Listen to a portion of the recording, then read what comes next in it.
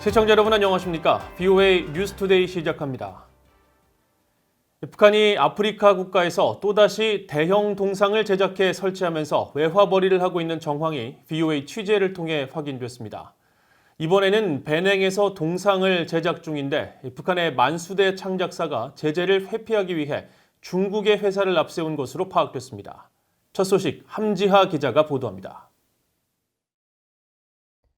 아프리카 국가 베냉의 최대 도시 코토누 중심에 대형 동상이 세워지고 있습니다. 동상의 주인공은 베냉이 세워지기 이전 왕국인 다호메이에서 용맹을 떨친 것으로 알려진 여군 부대 다호메이 아마존의 여군으로 전해졌습니다. 현지에서는 동상 제작을 설명하는 보도가 나왔는데 여성 용사가 왼손에 창을 쥐고 한쪽을 응시하는 모습으로 높이가 30m에 달하는 거대한 규모입니다. 현지 소식통과 관련 자료를 토대로 확인한 결과 동상 제작 작업은 현재 약 90% 공정이 완료돼 조만간 완공을 앞두고 있습니다. 동상 제작 비용은 대략 $10,000,000. 제작사는 올해 초 베냉 정부와 건설 계약을 맺으면서 추진돼 올해 5월부터 공사를 시작한 북한의 만수대 창작사인 것으로 현지 소식통 등을 통해 파악됐습니다. 이 때문에 북한은 중국의 업체를 전면에 내세워 진행하면서 여러 부분으로 나눈 주물 작업을 중국에서 마친 뒤 이를 베냉으로 옮겨와 조립하는 방식을 쓰는 것으로 전해졌습니다. 만수대 창작사는 해외 법인격인 만수대 해외 프로젝트 그룹과 함께 유엔과 미국 등의 제재 대상입니다. 북한은 김일성 일가에 대한 우상화 작업을 벌이면서 거대 동상 제작에 뛰어난 기술을 갖추면서 동상 수출로 연간 수천만 달러를 벌어들인 것으로 알려졌습니다. 북한은 2010년 세네갈 독립 50주년을 맞아 아프리카 르네상스 기념상을 세운 대가로 약 $5천만 벌었으며 최근에는 비영리 감시단체 센트리를 통해 콩고 민주공화국에서도 전 대통령의 인물상 등의 사업을 진행해 제재 위반 문제가 거론됐었습니다. EU and UN sanctions expressly prohibit the procurement of North Korean origin statues, as well as prohibiting member state entities, UN member state entities, from procuring statues from North Koreans. 현재 베냉의 동상 설치 현장에는 북한 측 직원들이 관리와 감독 역할을 하며 상주하고 있는 것으로 전해졌습니다. 대북 제재 전문가인 조슈아 스탠튼 변호사는 만수대 해외 프로젝트 그룹과의 연계성이 없다고 하더라도 북한의 동상 수출은 금지되고 북한 노동자들도 지난해 12월까지 송환됐어야 한다면서 북한의 제재 위반 가능성을 지적했습니다. BOE는 이번 동상 건립과 관련된 북한 업체 연루 등에 대해 베냉 정부에 문의했지만 아직 답변을 받지 못했습니다. 유엔 안보리는 지난 2017년 북한이 동상을 수출해 번 돈이 핵과 미사일 개발에 쓰이고 있는 것으로 파악하면서 만수대 해외 프로젝트 그룹을 제재 명단에 올렸습니다. BOE 뉴스 함지하입니다. 국제적십자위원회가 한국전쟁 발발 직후 남북한 모두의 인도적 지원을 제의했지만 북한 당국은 응답하지 않은 것으로 드러났습니다. 국제적십자위원회는 새로 공개한 한국전쟁 기록물에서 한국 내 북한군 포로 수용소를 160번 방문해 지원 내용을 자세히 설명했지만 한국군 포로에 대한 설명은 거의 없어 규명 노력이 더 필요하다는 지적도 나오고 있습니다. 김영권 기자가 보도합니다.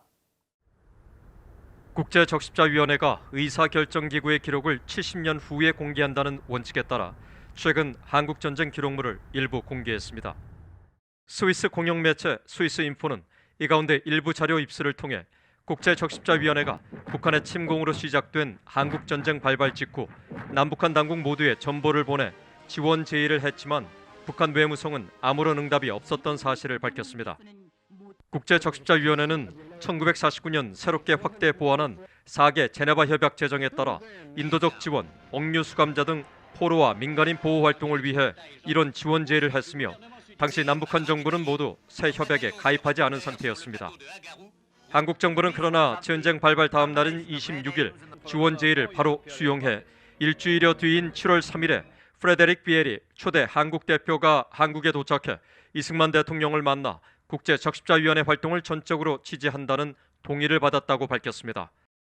국제적십자위원회는 그러나 북한 당국은 응답을 하지 않아 새로 임명한 북한 담당 요원들이 소련을 거쳐 북한 입국을 시도하고 홍콩에서 북한 비자를 받기 위해 노력했지만 모두 실패했다고 밝혔습니다. 이번에 공개된 기록물엔 당시 전쟁 포로와 피난민 상황을 설명한 비에리 대표의 전보들도 포함되어 있습니다. 북한군 포로들은 대부분 18살에서 20살로 일주일 정도의 군사훈련과 1, 2주가량의 사상교육을 받은 채 무장도 제대로 못하고 전쟁에 투입됐으며 체포될 경우 고문을 받거나 사살됐다는 내용입니다. 국제적십자위원회 대표단은 북한군 포로들에게 쌀과 보리, 담배를 지원했다며 당시 부산에 있는 포로 수용소에서 담배를 받는 한 북한군 장교의 사진을 공개했습니다. 비에리 대표는 또 의료진 등을 통해 입수한 정보를 통해 북한군에 체포된 미군 포로 150명에서 200명의 행렬 가운데 일부가 반자본주의 현수막을 들고 있었으며 모두 상태가 나빴고 일부는 구타를 당한 것처럼 보였다고 보고했습니다. 국제적십자위원회는 앞서 지난 6월에 한국전쟁 발발 70주년을 맞아 한국연합뉴스를 통해 북한군 포로들을 지원하던 일부 사진을 공개한 바 있습니다. 한국의 일부 민간단체들은 이런 한국전쟁 역사 자료의 공개를 반기면서도 접촉이 쉬웠던 북한군 포로들에 대한 자료가 풍부한 반면 북한군에 체포된 한국군 포로 상황은 자료가 적고 관심도 거의 받지 못하고 있다며 우려를 나타냈습니다. 후대 역사 교육이나 지금 현재 이제 젊은 세대들이 봤을 때는 과연 이제 그 북한으로 끌려가서 그렇게 많은 돌아오지 못한 그 국군 포로나 유엔군 포로들 관련된 내용들은 일절 찾아보기 힘든 그런 심각한 상황이 되어 있습니다.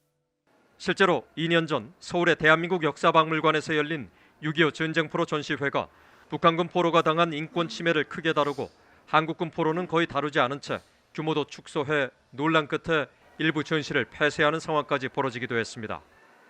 한국 국방부와 유엔군 사령부에 따르면 휴전 후 공산군은 7만 5천 명 이상이 북한으로 돌아갔지만 한국군은 실종자 8만 1천여 명 가운데 8,300명만 복귀했고 나머지 수만 명은 탄광 등으로 끌려가 강제 노동에 혹사당한 것으로 알려졌습니다.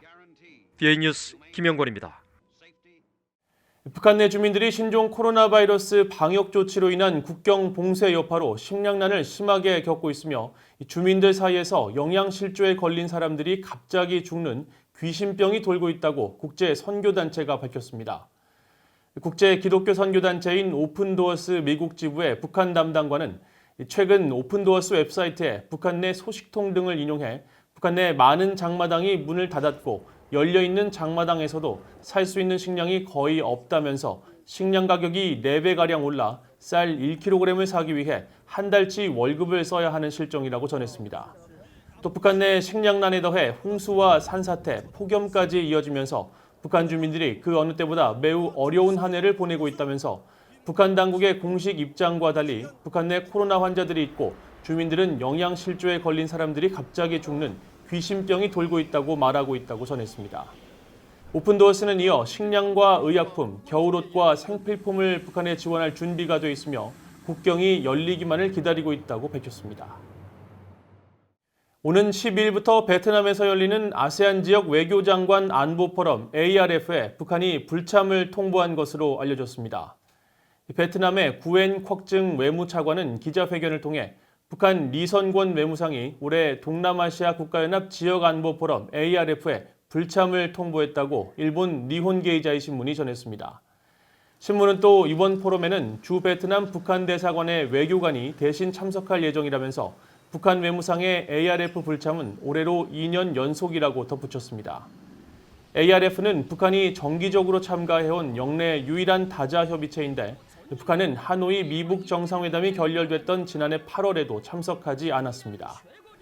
아시아 태평양 지역 외교 수장들의 다자 안보 협의체인 ARF는 아세안 10개국 외 미국과 한국, 중국, 일본, 북한 등 모두 27개 나라 회원국으로 구성되어 있으며 올해 주최국인 베트남은 신종 코로나 바이러스 영향으로 이번 포럼을 화상회의로 진행할 예정입니다.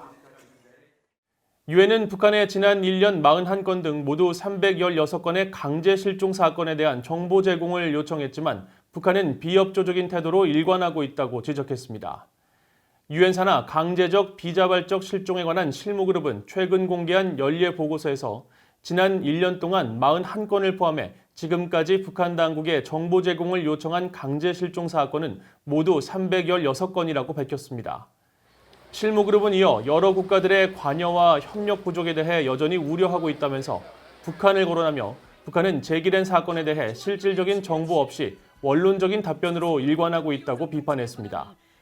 또 현장 조사를 위해 지난 2015년 5월 북한 방문을 요청했지만 아직도 긍정적인 답변을 받지 못했으며 지난 3월 관련 요청을 다시 상기시키는 서한을 보냈다고 설명했습니다. 앞서 서울 유엔 인권사무소는 최근 트위터 계정을 통해 강제 실종 희생자의 날을 맞아 북한에서 실종된 모든 사람을 기억하자며 1969년 대한항공 피랍으로 실종된 승객과 직원 11명, 1970, 80년대에 납치된 일본인 12명과 정치범 수용소에 구금된 사람들을 강조했습니다. 도널드 트럼프 대통령은 자신이 김정은 북한 국무위원장으로부터 받은 친서를 러브레터라고 말한 것은 비꼬아서 표현한 것이라면서 이 같은 내용을 공개한 존 볼튼 전 백악관 국가안보보좌관을 비난했습니다. 트럼프 대통령은 7일 트위터에 올린 글을 통해 자신이 김정은에게서 온 친서가 마치 러브레터인 것처럼 논의했다고 존 볼턴이 말했다는 것을 방금 들었다면서 러브레터라는 표현은 분명히 비꼰 것이며 볼튼은 정말 멍청하다고 비난했습니다. 트럼프 대통령은 지난 2018년 6월 첫 미북 정상회담 이후 김 위원장의 친서를 받고 김 위원장이 매우 아름다운 편지를 보내왔고 우리는 사랑에 빠졌다고 밝힌 바 있으며 이후에도 김 위원장의 친서를 자신과 김 위원장 사이의 친선과 우호의 상징으로 표현한 바 있습니다.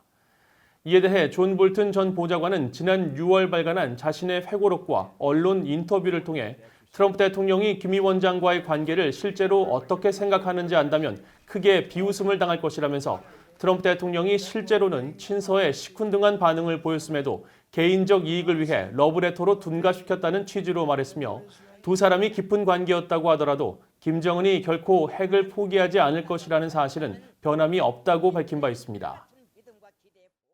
이상으로 VOA 뉴스투데이를 마칩니다. 시청해주신 여러분 고맙습니다.